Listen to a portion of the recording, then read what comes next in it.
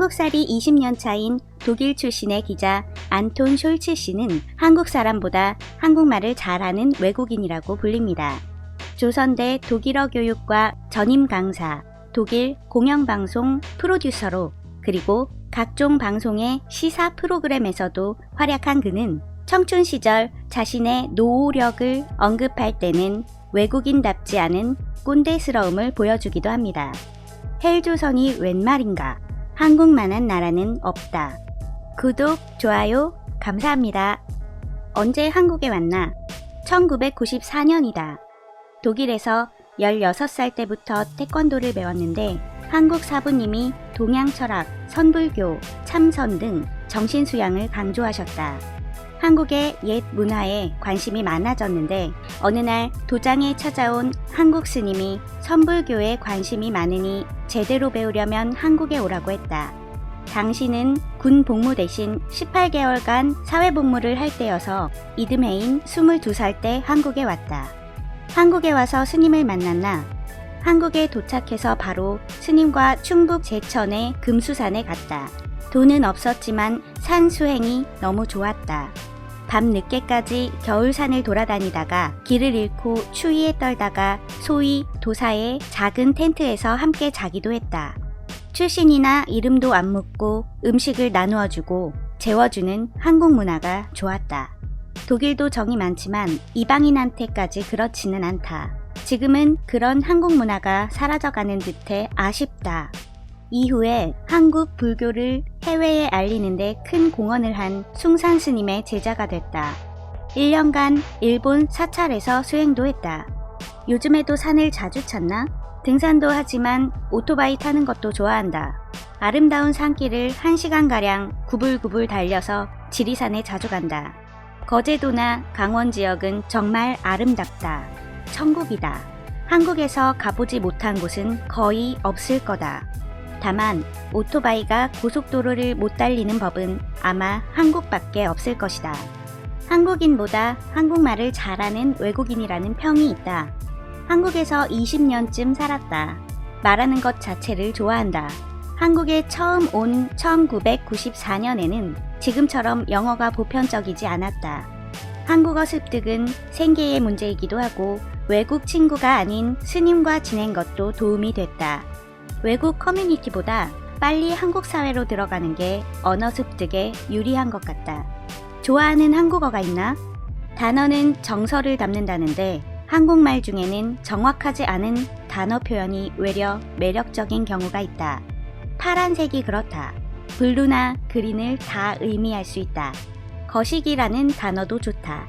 순간 뭔지 생각나지 않을 때 쓰면 신기하게도 듣는 사람이 알아듣는다. 왜 거주지로 광주를 택했나? 조선대에 근무하면서 2004년 광주에 정착했다. 서울을 좋아하지만 막히는 교통과 비싼 집값이 싫었다. 인생을 도로에서 버리는 느낌을 자주 받았고 당시 알아봤던 서울의 30평 아파트 가격은 7억 원이나 했다.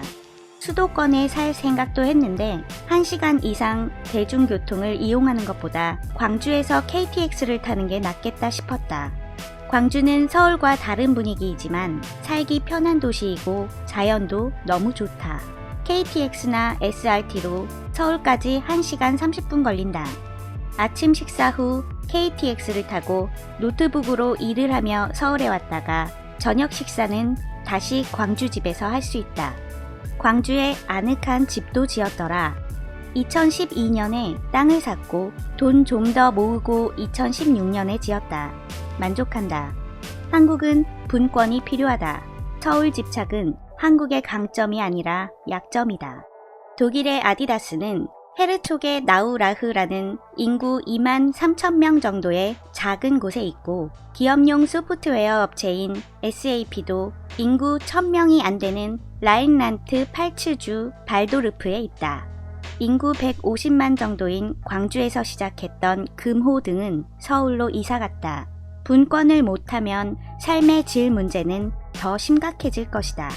지방 분권 외에 한국과 독일의 차이점을 꼽는다면 교육이 독일과 크게 다르다. 한국의 교육 수준은 높지만 핵심이 잘못됐다. 독일은 교육을 잘 받으려고 시험을 본다. 한국은 시험을 잘 보려고 교육을 받는다. 시험은 도구인데 한국에서는 시험이 목적이다. 요리를 하는데 재료가 아니라 프라이팬을 돌리는 기술에 집착한다. 한국 아이들은 스트레스를 너무 많이 받는다. 자신처럼 고생할까봐 애를 안 낳는다는 한국 사람들도 있다. 독일에서는 학원이 뭔지도 몰랐다.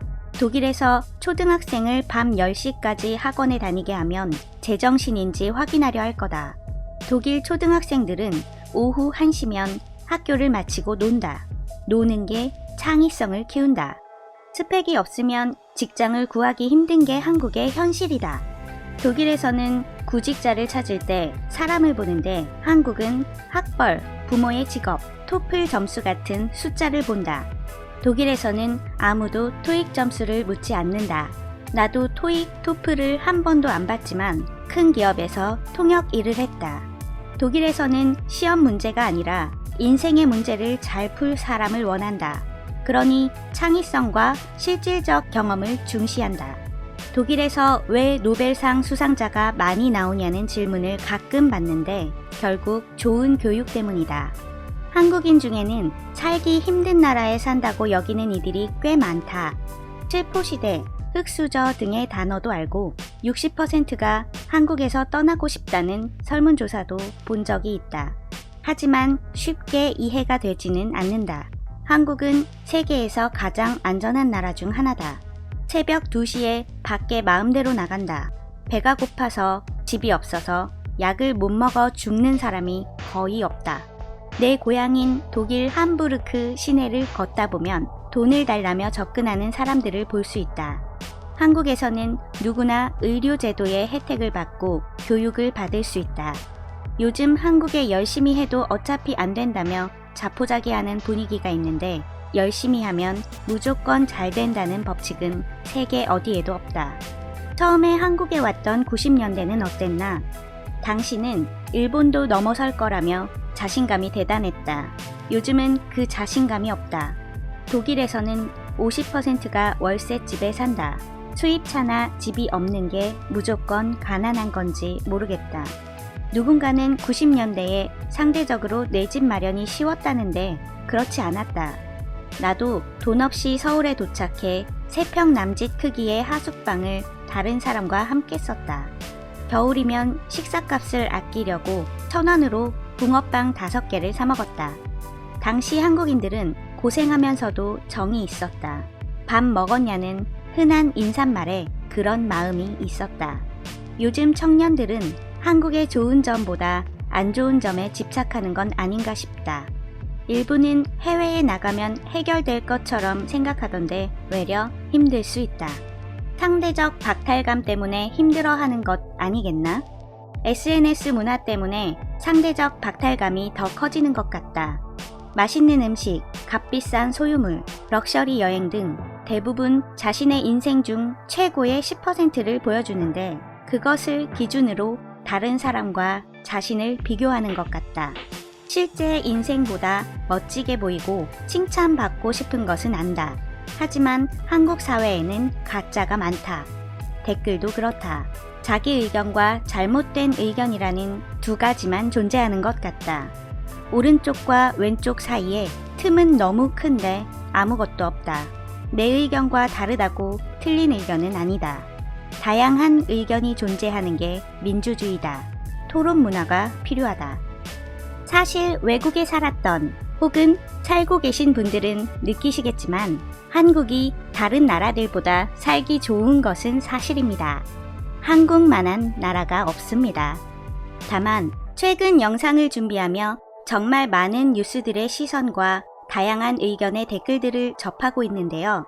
한국 사회가 정치적으로, 사회적으로, 그리고 문화적으로 조금 많이 경직되어 있음을 느끼고 있습니다. 누군가 바라보는 왼쪽은 마주하고 있는 이의 오른쪽인 것처럼 다양한 의견이 공존할 수 있는 사회가 되기를 바라봅니다. 구독과 좋아요는 영상 제작에 큰 힘이 됩니다. 이상 올댓K였습니다. 시청해주셔서 감사합니다.